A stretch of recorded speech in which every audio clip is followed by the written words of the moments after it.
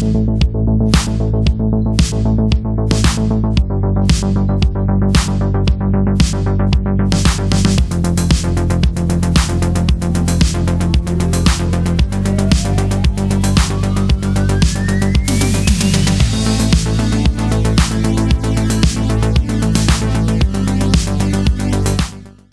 sa part 3 ng ating CAD-CMOS Simulator video tutorial. Ang topic natin ngayon ay tungkol sa pagbuo at pag-simulate ng Y-delta reversing motor starter. So sa Y-delta na reversing starter, ibig sabihin ito ay pwedeng forward o kaya ay pwedeng reverse ang ikot ng ating motor at ang starting ay Y-delta. So kailangan natin ay at least 4 na contactor. So isa para sa forward at isa naman para sa reverse. Tapos kailangan natin ng isang delta contactor at isang Y contactor. So, ang placement ng overload relay pwedeng sa ibabaw ng ating forward or reverse contactor o di kaya dito sa ilalim. So, ito yung kalimitan na setup ng overload relay. So, ang sequence nito, halimbawa kung forward operation, una magko-close ang ating contactor. So pag press natin ang button, close ang ating forward na contactor. Pagkatapos ko-close niya yung contact, yung kanyang auxiliary contact. Pag close ng auxiliary contact, bibigyan ng supply ngayon ang ating Y na contactor. So kasunod ng pag-close nito, ito naman ang susunod na mag-close. Then at the same time, andar ang ating timer. So mag-umpisang mag-count ang ating timer. So once na inabot niya yung kanyang preset na time, mag-open ang ating normally close na contact sa ating Y na contactor at mag-close naman yung normally open na contact ng timer para i-energize yung delta contactor. So mamamatay yung Y na contactor at under yung delta. So ganoon din po ang operation kapag reverse ang operation natin. So ang kaibahan lang nito, pinaligtad lang natin yung ating supply para mag-reverse ang ikot ng motor. So papakita ko kung paano ang pagbuo ng circuit sa pamamagitan ng ating CAD-CMOS circuit simulator. So lagay tayo ng ating power supply, tapos lagyan natin ng circuit breaker, triple na circuit breaker. Then sunod natin ng ating forward na contactor. So okay, then lagyan natin ng ating reverse na contactor.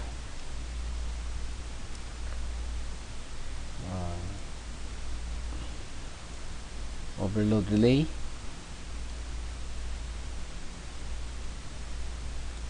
at ating 6 leads na motor. So kailangan natin ng 6 leads na motor para sa Y delta. Okay, so wiring muna natin ito.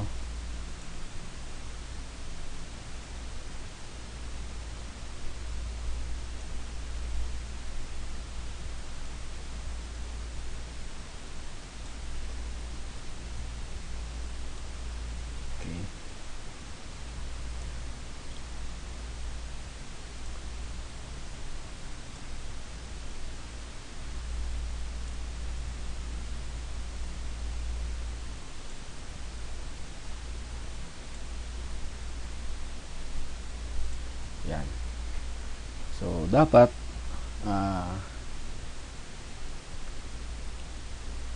ibabaligtad lang natin yung ating supply sa ating reverse na contactor.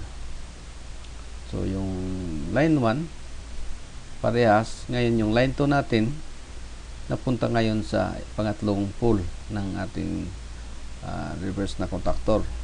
Okay? At ang line 3 naman ay napunta sa second na pole.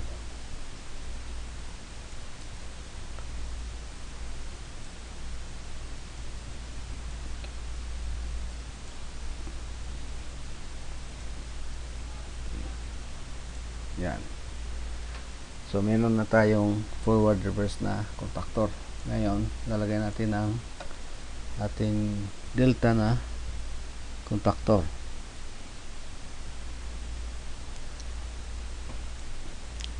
Delta saka Y. Okay. So, yung delta dito kukuha sa ilalim ng ating forward at reverse na contactor. Dito siya kukuha ng connection. Okay.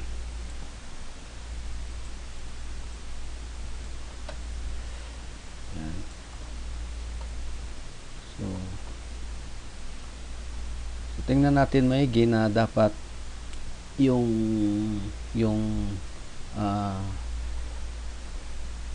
pares ng ating yung magkabilang dulo ng ating coil ay dapat parehas sa kanyang supply. So halimbawa dito sa line 1, yung U1 dapat ang kanyang kapares ay W2. So kung sa NEMA standard ito yung terminal 1, ito naman yung terminal 6. Okay.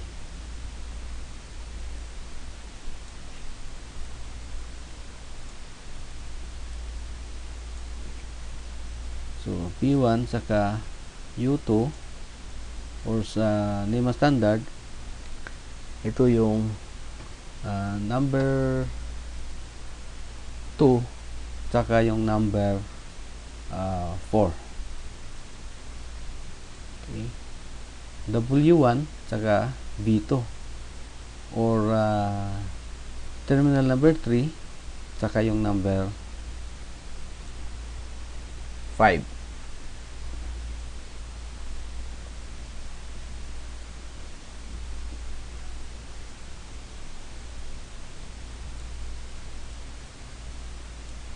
Okay. So, ito naman yung ating Y na contactor.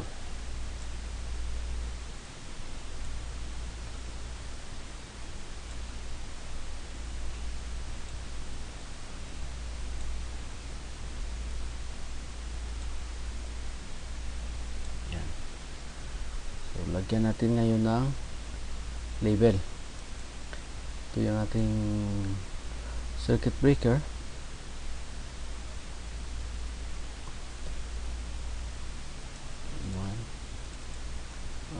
Forward na contactor,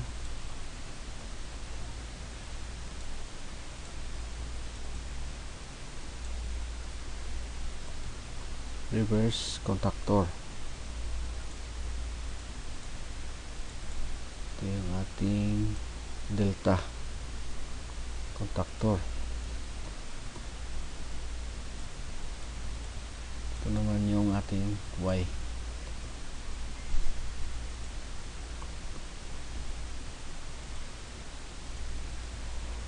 Overload relay.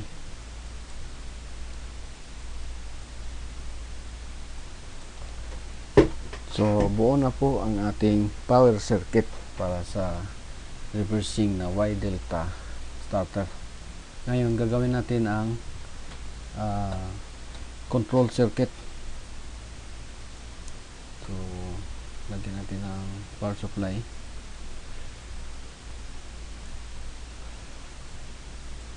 Single pole na circuit breaker. Tapos ang ating overload auxiliary na normally close. Okay. Tapos stop na push button. Then ito yung ating forward push button.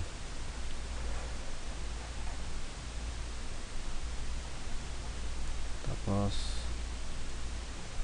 lagyan natin ng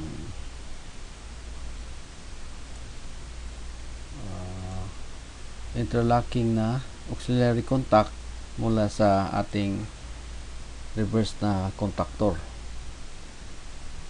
So importante yung interlock para hindi magsalubong yung ating power supply. Hindi pwedeng magsabay yung dalawa, yung forward saka yung reverse contactor. So ito ngayon yung ating KM1 coil para sa forward na contactor.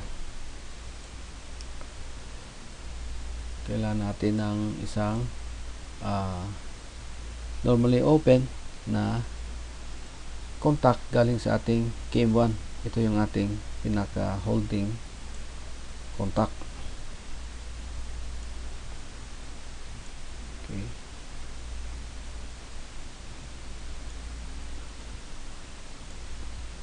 So ating i-copy para sa ating reverse naman na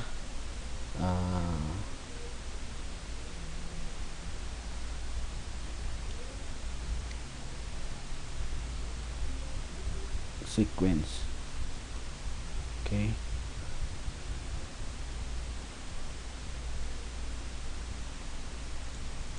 So yan. Ngayon natin i-connect.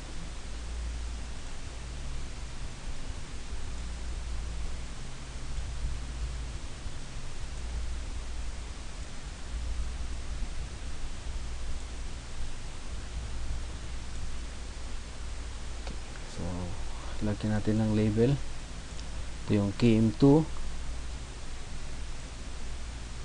circuit breaker para sa ating control circuit. Ito yung auxiliary na normally close mula sa ating overload relay. MD596 push button switch para sa stop, normally close na push button, normally open na push button para sa forward,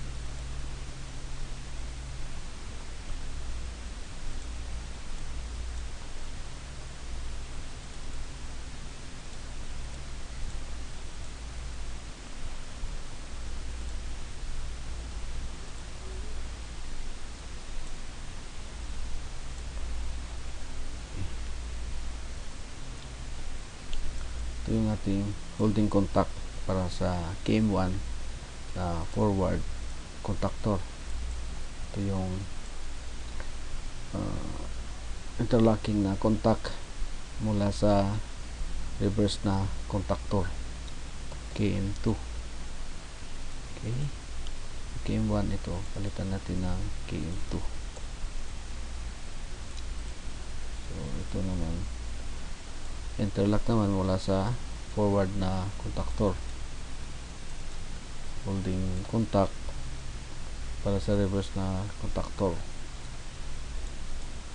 Then yung ating reverse na push button.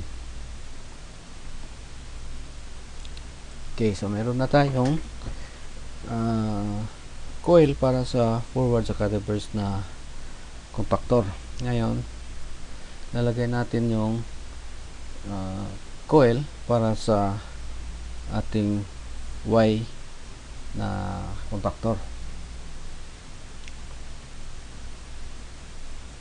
So, ito yung ating Y. Okay. Kailangan natin ng interlocking contact mula sa delta na contactor para hindi magsabay yung delta at saka Y na contactor, para maiwasan natin na magkaroon ng short circuit sa ating power supply. So, tapos lagyan natin ngayon ng normally closed na contact mula sa timer. Ito ay kailangan natin para pag narating niya yung kanyang setting na time setting, mag-open yung ating Y na contactor, mag-de-energize. Ito naman, lagyan natin ng normally open na auxiliary mula sa forward saka sa reverse na contactor.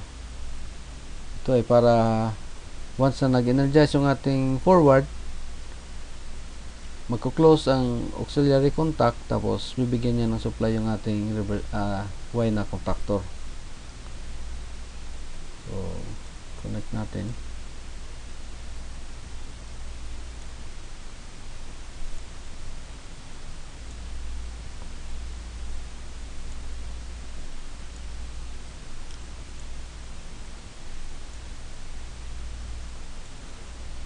Natin ng label. Ito yung ating KM3, ang ating Y na contactor. Ito yung interlock mula sa delta na contactor. Ito naman ang normally close mula sa timer, time contact mula sa timer. So, lagyan natin ng label na KA1.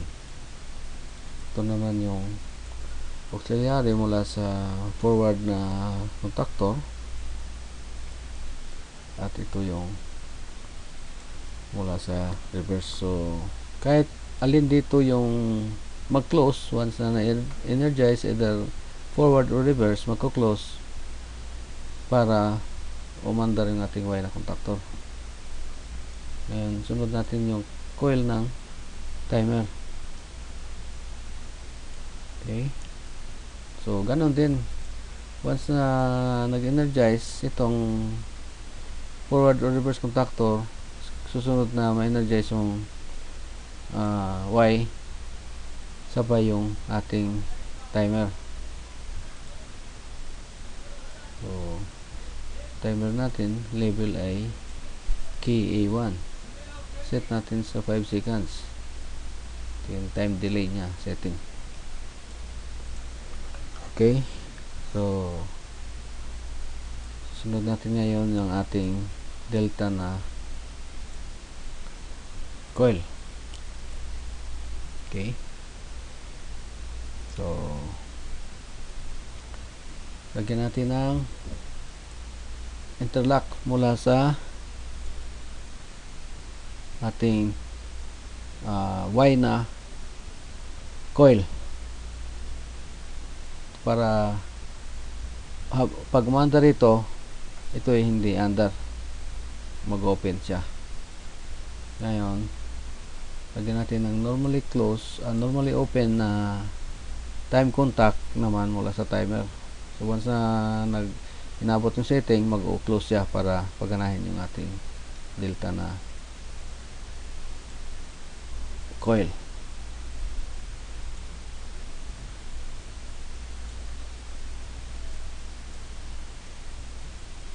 Okay. Lagyan natin ng label.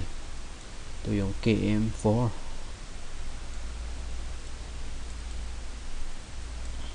KM2. Ito ang K1. Okay. So, halos buo na ang ating control circuit. Lagyan na lang natin ng neutral para mabuo yung loop.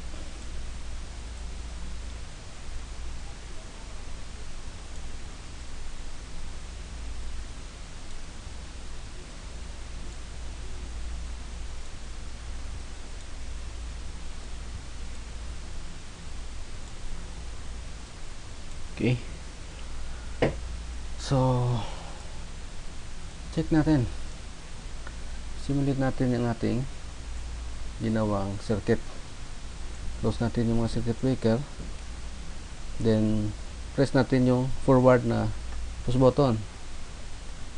Okay. So, makita natin mandar yung motor in clockwise direction.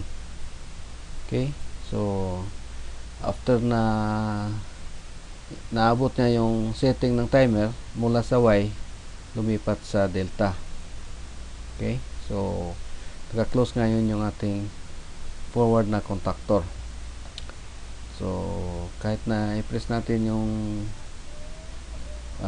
reverse na push button, so hindi yan gagana dahil meron tayong interlock dito.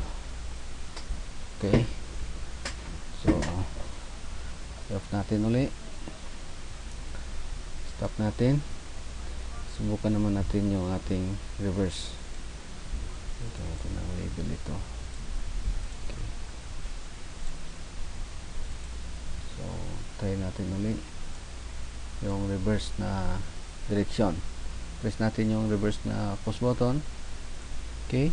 So, mandar ngayon yung ating reverse na contactor at Y contactor. Okay. Oops. May problema. Okay. So, hindi lumipat yung ating delta dahil may mali tayo sa ating label dito. So, ang ating interlock dito dapat ay KM3 para sa ating Y. Ngayon nag-open siya dahil ang ating nailagay na label ay KM2, yung contactor natin para sa reverse. So, baguhin natin. Okay. KM3. Yan. So, ulitin natin uli. So, reverse.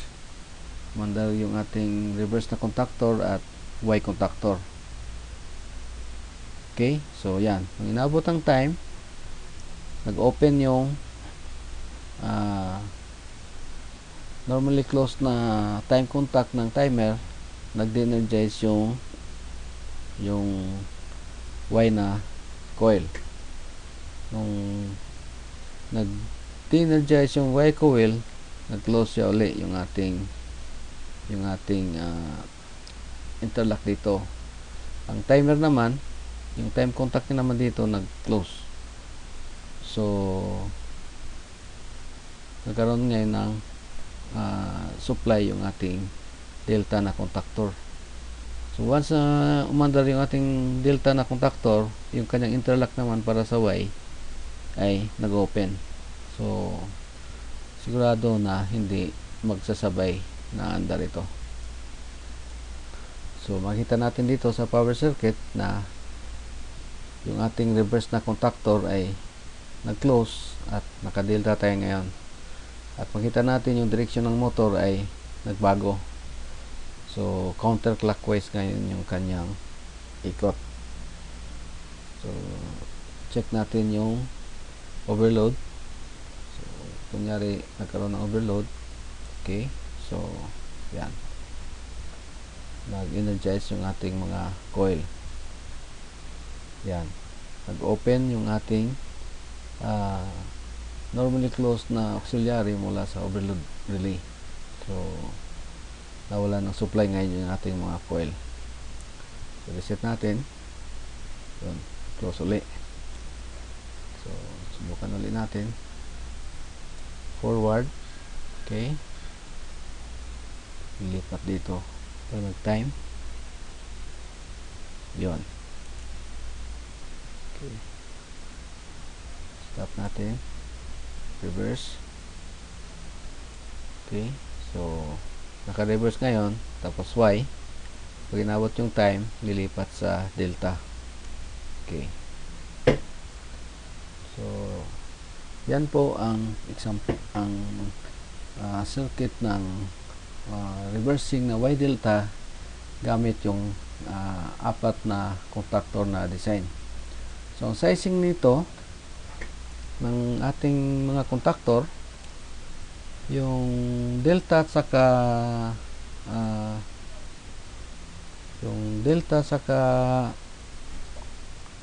yung forward saka reverse na contactor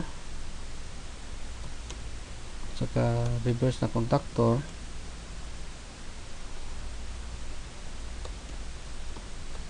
ang size nito ay 1 times FLA. So kung ano yung FLA natin, dapat ganun yung size nya. Okay, ngayon yung delta naman, delta na contactor, ang size nito dapat ay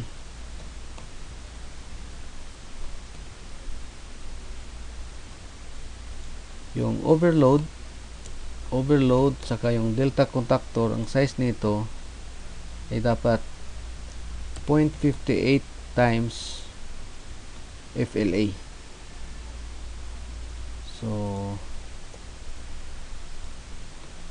times 0.58 lang natin sa FLA yung sizing ng overload saka yung delta. Okay, OLR saka delta contactor.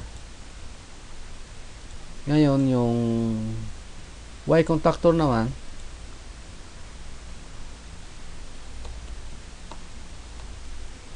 ang sizing nito ay dapat nasa 0.33 or 0.34, 0.34 times FLA. So yun dapat ang sizing ng ating mga contactor saka yung ating overload relay. So yan po ang ating video tutorial sa pagbuo ng Y delta reversing starter saka yung ating simulation. So salamat sa panunod at abangan nyo po ang iba pa nating mga susunod na tutorial dito sa CAD Isimo Circuit Simulator.